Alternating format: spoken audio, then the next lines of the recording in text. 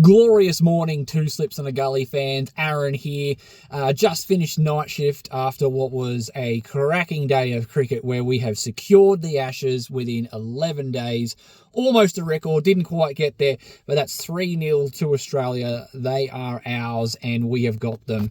I had a look at our calendars and unfortunately we're not going to be able to podcast in before the next test. And this was too big of an opportunity just to let go by. So just some brief thoughts on how the test has gone. And hopefully we'll be able to get something in before the end of the year. But if not, I hope everyone enjoys themselves, enjoys the Boxing Day test, has a Merry Christmas, has a wonderful time with all of their family. And we will see you or speak to you in the new year. But talking about the test, what a game it was. Finally got the job done. Travis Head, unbelievable. Alex Carey scoring 100 on his home ground. Pat Cummins returning from the Ashes way earlier than what he needed to be to be here for the third test and secure the series. Bowled amazingly with 6 wickets in his return. Nathan Lyon, 5 wickets before succumbing to an injury, which we'll talk about in just a second. England showed a lot of fight in this one, took it a lot deeper than I thought they were going to, but at the end of the day, it wasn't quite good enough. Some mistakes were made, opportunities weren't capitalised on, and at the end of it, Australia were just too good. And the worst team that we've had in 15 years has come away with the Ashes, and I can't tell you enough how pleasing that is to happen. What I loved about this series so far is not only have we beaten them physically and mentally, so we've been the far better team talent-wise in terms of what we've achieved. We've been the far better team mentally in terms of adhering to moments of pressure and executing our skills for a long period of time. But when England's backs were against the wall and they absolutely, unequivocally had to pull out every single stop they had to keep this series alive, they threw Bazball into the trash heap.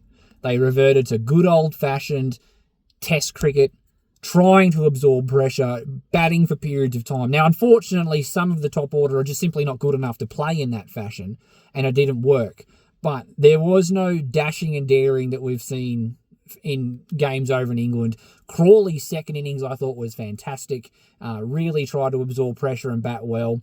But when the chips were down, they abandoned their philosophy. So Australia beat them in that sense as well. We beat them spiritually as well as physically and mentally. Bazball is dead. When the chips were down, they abandoned it. And in fact, when England looked like they were gaining the ascendancy, it was Bazball-esque stuff that blew them out of it. They looked like they were in a solid position, and then Harry Brook plays an awful shot and sparks a collapse. Jamie Smith and Will Jacks were mounting a valiant rear guard. They were chipping away. They were looking solid as a rock. The new ball came. It wasn't doing a whole heap. They looked fairly self-assured. Smith smacks a couple of boundaries. Whack, skies it to mid-wicket. Cummins takes the catch. Gone. So when they played conservative, proper, grinded-out, absorbed pressure test cricket, they played themselves into the game. And then when they started doing dumb stuff that you attribute to Bazball, they played themselves out of the game. So they've killed it. Australia's killed it. England's killed it. They couldn't trust it when they needed to, and it's over. Bazball is gone. It's finished, and that makes me smile almost as much as winning it. Is not only did we beat England, but we've put this ridiculous concept to bed. And more than that, in the year and a bit, so since January 2024, I think the stats now say that they've had 11 wins and 13 losses or 12 losses in that period. So it's not even working outside of the Ashes series. Teams have worked it out.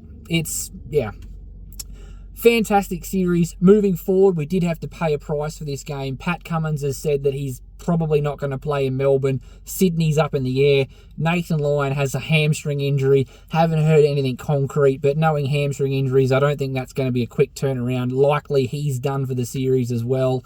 The obvious candidates to come in, obviously, would be Doggett to come back in for Cummins, as he was the last quick. And then we've used players like Kuhneman recently, Todd Murphy, and Corey Roccacelli is also someone who's performed strong in Sheffield Shield over the last couple of years.